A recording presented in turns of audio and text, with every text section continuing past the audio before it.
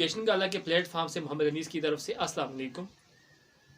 Dear students, आज मुझे अपनी लाइफ का वो दिन याद आ रहा है कि जब हमारे इदारे के अंदर कुछ लोग टीचिंग ट्रेनिंग के हवाले से आए और उन्हें आते साथ ही कहा कि आज हम क्लासरूम के अंदर आप लोगों के सामने एक बात डिस्कस कर रहे हैं कि हमने कुछ दिन आपके साथ गुजारने, आप ये बताएं कि वो कौन से रूल्स एंड रेगुलेशंस हैं जो जिनको हमें जिनके ऊपर हमें अमल करना चाहिए। तो हम बड़े खुश हुए और अपने अपने आइडियाज़ दे रहे थे बड़े जानदार और शानदार किस्म के, लेकिन उन्होंने बड़ी होशियारी के साथ वो तमाम जितने भी हमने रूल्स बताए वो एक चार्ट के ऊपर लिखे और दीवार के साथ पेस्ट कर दिए उन्हें और कहा जी ये वो रूल्स हैं जो आपने अपने लिए खुद बनाए, ये हमने आपके ऊपर मुतय्यन नहीं किए। अब बराए मेहरबानी इन रूल्स को आपने फॉलो करना। और वो अगले आने वाले दिन हमने उन रूल्स को फॉलो किया।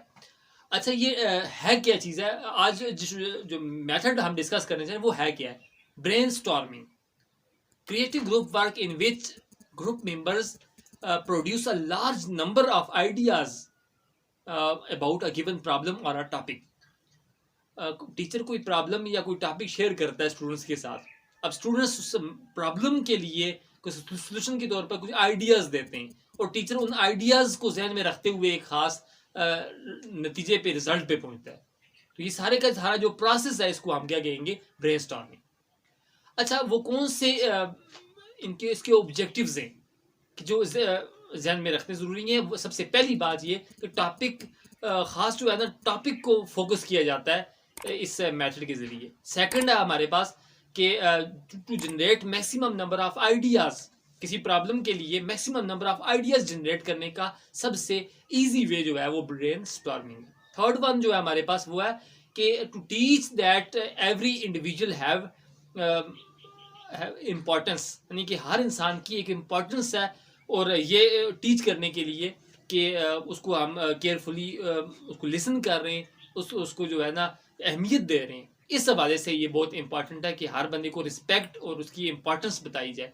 उसके बाद है जो हमारे पास वो है कि इंडिविजुअल डिफरेंस बताया जाए कि हर एक इंसान के दरमियान दूसरे दरमियान के दो इंसानों के दरमियान इंडिविजुअल डिफरेंस होता है और एक बंदा अगर डिफरेंट आइडिया दे रहा है, दूसरा डिफरेंट दे रहा है, तो इससे साबित ये होता है कि हर इंसान का जहन दूसरे से मुख्तलिफ सोच रहा है। एक प्रॉब्लम के डिफरेंट सोल्यूशन हमारे पास आ सकते हैं।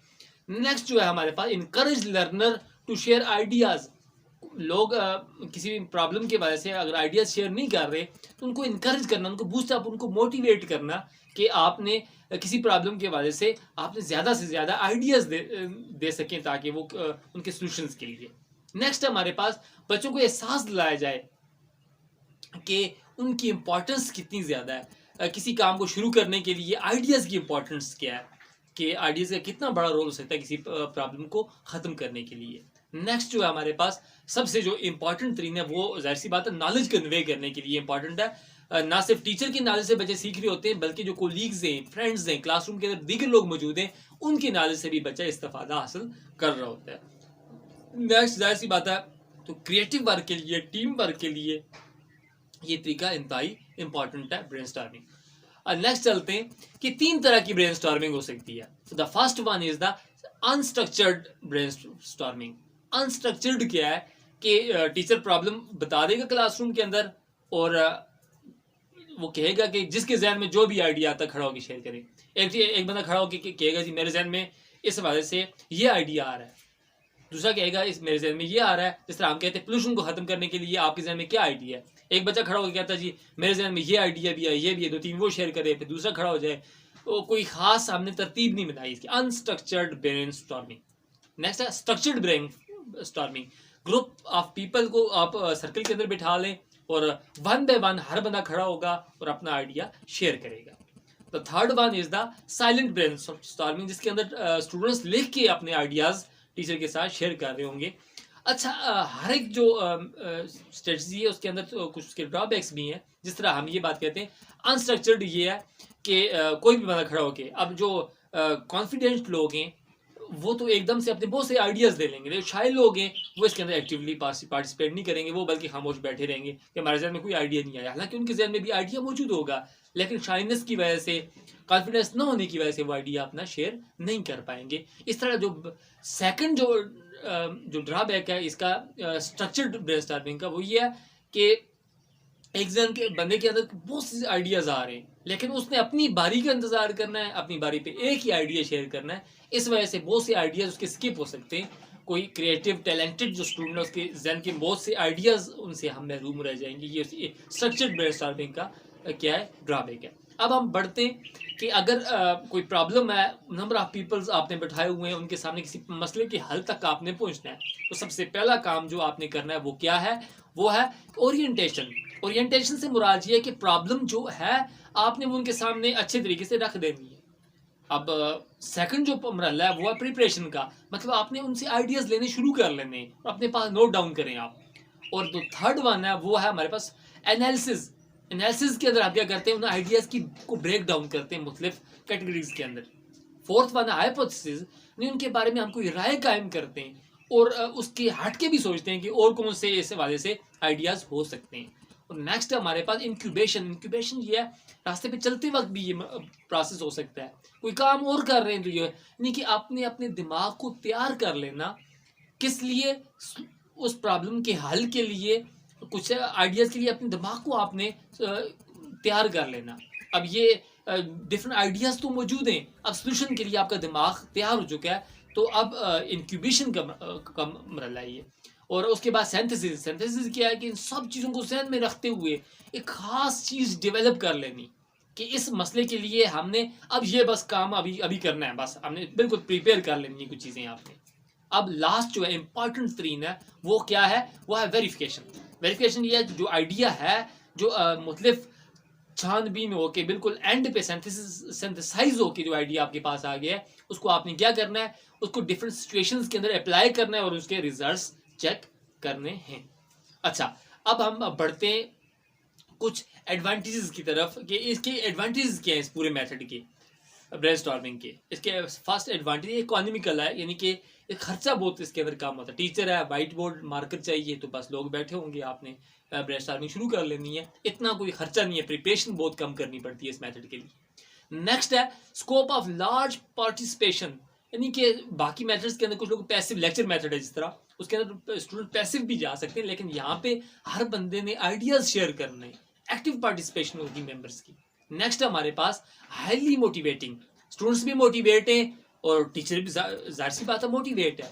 तो मोटिवेशन किस लिए, कि वो जाहिर सी बात है जब वो अपना आइडिया शेयर करेगा उसे पता होगा कि टीचर केयरफुली सुन रहे मुझे, और बाकी दीगर जितने भी स्टूडेंट्स हैं वो भी मुझे केयरफुली सुन रहे हैं, और उसका आइडिया जब उसके ऊपर क्लैपिंग हो जाएगी, टीचर अप्रिशिएट करेगा, तो जाहिर सी बात है वो पहले से ज़्यादा मोटिवेट हो जाएगा। मोटिवेटिंग वे है। नेक्स्ट हमारे पास क्या, प्रोमोट क्रिएटिविटी। जब न्यू आइडियाज, जाहिर सी बात है कि किसी मसले के हवाले से जब स्टूडेंट सोचेंगे तो न्यू न्यू सॉल्यूशंस निकालने की कोशिश करेंगे, न्यू आइडियाज देंगे, इसका मतलब ये क्रिएटिव वे है।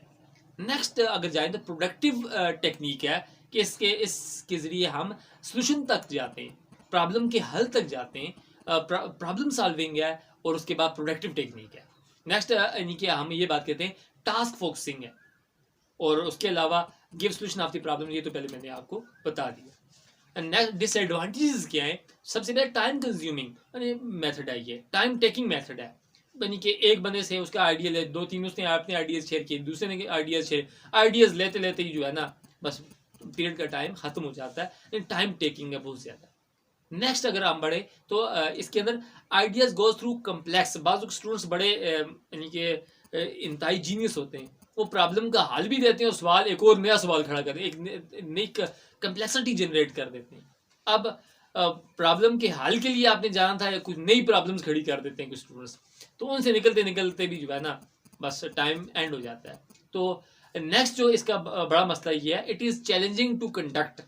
इसको कंडक्ट करना बड़ा चैलेंजिंग काम है, क्योंकि टीचर ने केयरफुल लिसन करना है सब स्टूडेंट्स को, उनको रिमार्क्स देने हैं, उनको मोटिवेट करना है, ये बड़ा मुश्किल काम भी है।